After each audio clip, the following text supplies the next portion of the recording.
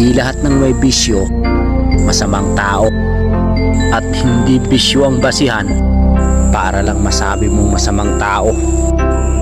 At porkit hindi nakapagtapos, wala ka nang mararating. Tandaan mo, walang silbi ang diploma kung wala kang diskarte sa buhay. Bago mo husgahan ng isang tao, alamin mo muna ang kwento. Di mo alam, pinagdaanan ko. Bago ako maging ako, marami na akong narinig na pangungutya, panglalait at panghuhusga. Pinatibay ako ng mga tao, hinubog na ako ng panahon, pasakit at problema, hanggang dumating sa punto na Diyos na lang ang kinakatakutan ko.